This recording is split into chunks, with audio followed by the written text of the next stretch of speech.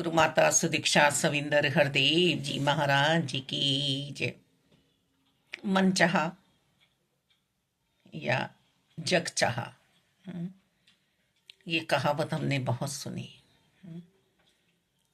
मन चाहा नहीं होना चाहिए, जग चाहा ही होना चाहिए। जग जगत पिता परमेश्वर, जग मेरा संसार, माता पिता, जो मुझे सही सूझ देते हैं। आजकल के माता पिता भी हम देख रहे हैं कि उनकी भी अपनी दिनचर्या, अपना रूटीन सही नहीं है, पर फिर भी आज भी जो परिवार हैं संस्कारी, उसमें ये देखने को आता है कि उनका मन, उनका सिर्फ और सिर्फ जीना अपने अनुभवियों के लिए है। अब ये अनुभवी माता पिता हो सकते हैं, सास ससुर हो सकते हैं, गुरुजन हो सकते हैं, संत हो सकते हैं। तो जिसने अपनी नैया अनुभवियों के सहारे छोड़ दी, नहीं मैं स्वयं अनुभव करूंगा, सही है, पढ़ाई आप ही को करनी है, जॉब आप ही को करनी है, बिजनेस आप ही को करनी है, अन्य जो भी काम हमारे होते हैं वो हमें खुद ही करने हैं।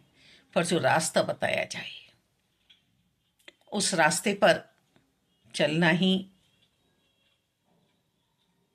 अनुभवियों का पथ प्रदर्शन करना है।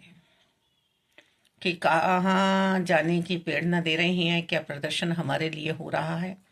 अब ये महाकुंभ का मेला लगा है, दातार शत शत नमन, कोटि कोटि नमन मेरे मालिक दातार धन्यंकार जी। धन्य है नंकार कि आप इस रूप में दर्शन दे रहे हैं।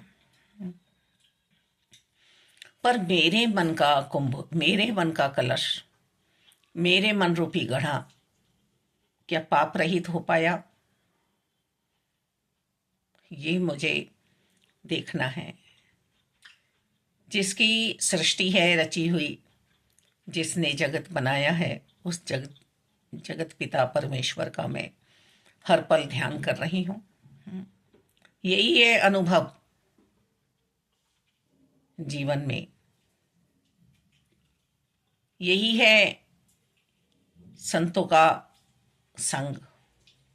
वो कह रहे हैं लक्ष्य को पहचान, उद्देश्य को जान अपने।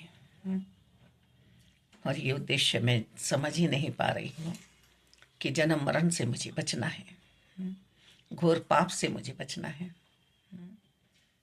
पहले नहाना है या खाना है, मैं स्वयं देख लूं। क्यों ये आवाजें दी जा रही हैं कि प्रातःकाल उठकर संयम पूर्वक निरंकार का ध्यान करते हुए अपने नित्य प्रति के कार्यों से निवृत्त हों। वो पोयम भी आती है बच्चों को समझाने के लिए कि कुछ कार्य तो हमें करने हैं नित्य प्रति, और कुछ हमें छोड़ देने हैं हमेशा के लिए।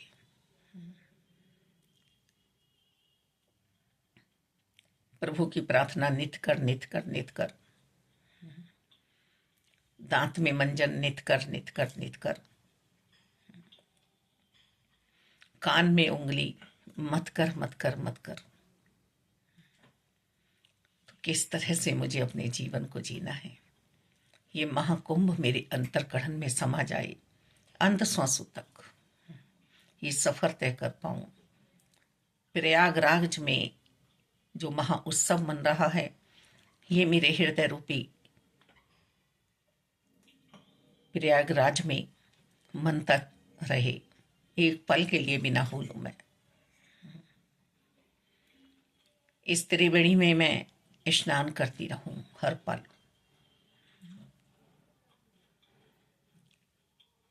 कोई चालाकी चतुराई मेरे अंतर्करण में ना रहे। सदगुरु माता सुदीक्षा जी भी तो यही समझाना चाह रही है ना, कि हम नमस्कारी की लाइनों में भी बेईमानी कर लेते हैं, चालाकियों से बाज नहीं आते हैं। हम किंतु परंतु में ना उलझे, बस मेरे मन का दर्पण साफ हो जाए, मेरे मन का दर्पण उजला रहे। यही तो मुझे समझाना है, यही तो मुझे समझना है। सदा सत्य की ओर मेरा पांव बढ़ता रहे। सत्य की खोज में निकले हुए हम सभी जीव आज सत्य तक पहुंच चुके हैं। बस इसमें रहना आ जाए, इसमें बहना आ जाए, इसमें चलना आ जाए। इस सत्य को ना छोड़ूं मैं। धर्म तो एक ही है, सत्य सनातन शाश्वत निरंकार प्रभु परमात्मा। फिर इंसानियत का धर्म, मानवता का धर्म, जो मेरे सतगुरु जी मुझे सिखलाई दे रहे हैं।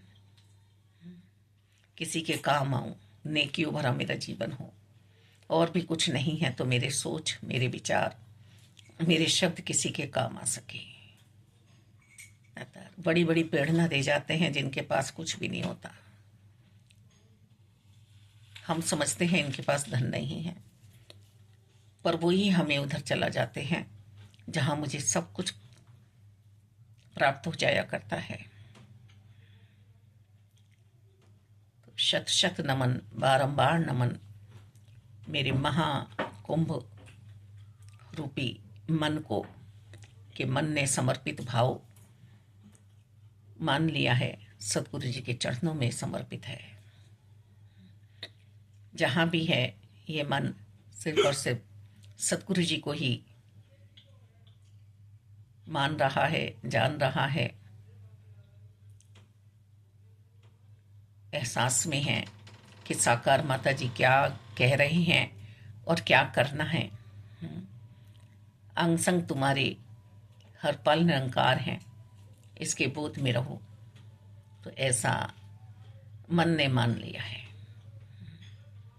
धन्य है मालिक, धन्य है वह जीव जो साकार सतगुरु जी की शरणागति में आकर प्रभु वचन में लगा हुआ है और अपने नित्य प्रति के कर्म भी कर रहा है, छोड़े नहीं है। गोपी भाव में रह रहा है जीव, चित निरंकार को सौंप दिया है और शरीर अपनी सेवाओं में लगा हुआ है। तो ऐसा ही मेरा मन विजेता बने, ऐसा ही मन विजेता रहे हमेशा सदैव सत्संग सिमरन सेवा करते हुए, जैसा सदगुरु माता सुदीक्षा जी चाह रही हैं ऐसा मेरा जीवन बीत जाए। धन्यवाद जी।